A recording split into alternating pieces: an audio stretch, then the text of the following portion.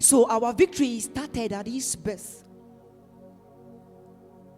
But there would not be a victory in the absence of war. So of course, there was war. There was war against mankind.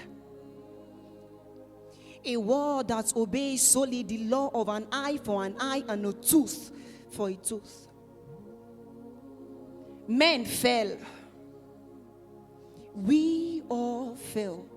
I mean, you and I fell. And every day we were like a sheep unto slaughter, running ether and scatter in the land of no shelter. Trying to flee in the land of an endless pulse. A land where there is no hope and no purpose. A land where we all are debtors. And no amount of pain could quench the thirst of our debt. A debt that we knew nothing about. What could we do? What could men do for a debt that they knew nothing about? Men searched.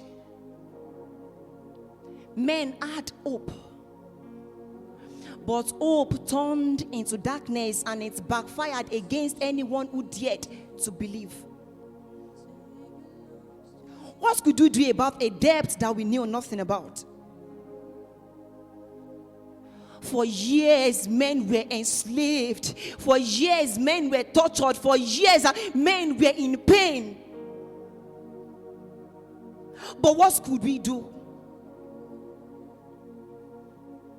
Yet there stood death in debt, searching for whom to devour next, looking for whom to feed on next. What could we do? Yet we are like that sheep trying to flee. But the question remains, where do we flee to? To whom do we flee?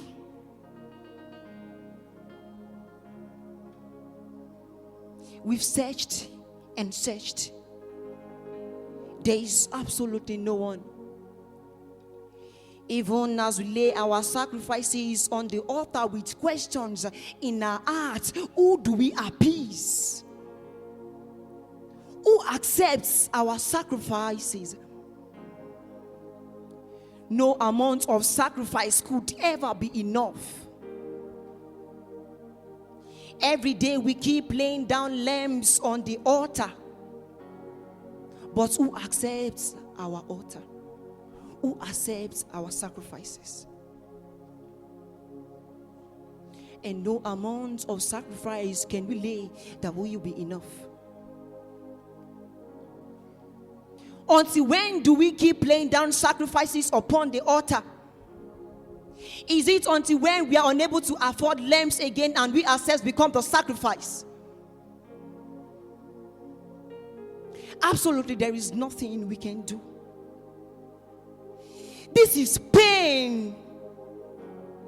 This is torture. I mean, this is agony. But I want to say enough is enough. Call it anything, call it pain, call it agony, call it torturing, but call it enough is enough.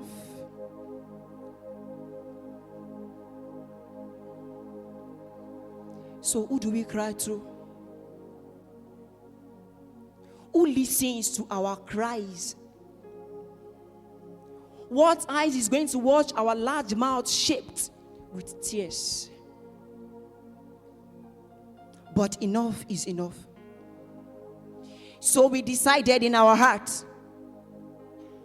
that we are going to fight back.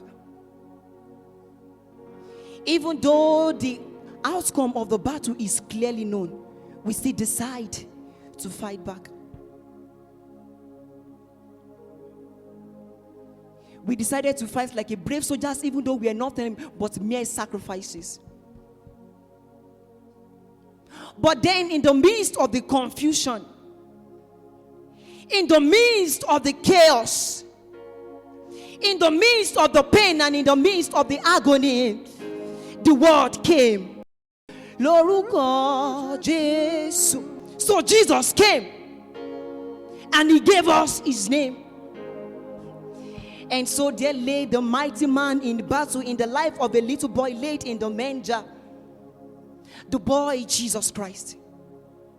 So I decided to call him the Arugbojo that is greater than Obasanjo. Oba Iku that is far better than Atiku. Oba don she gudugudu meje jala ninubu even during the reign of Tinubu. He never went to university.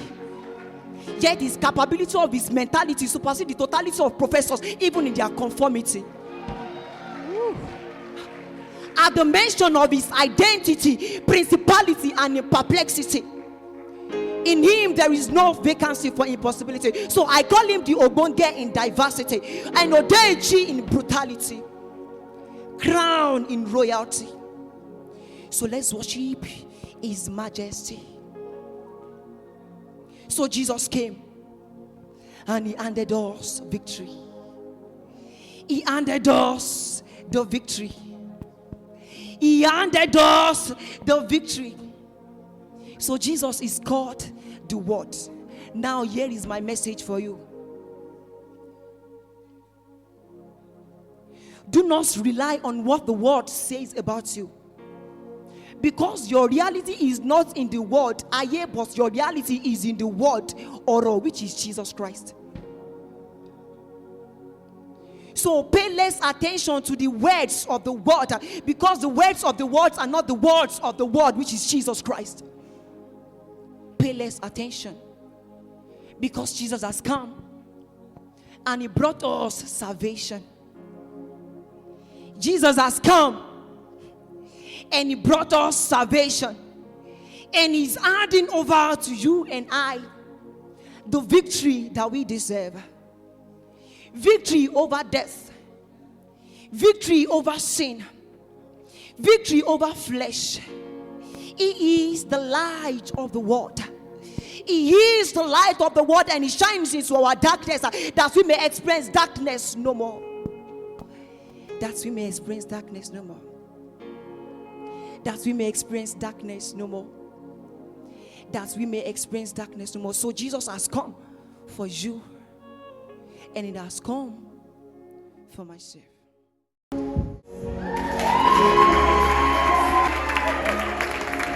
Hallelujah.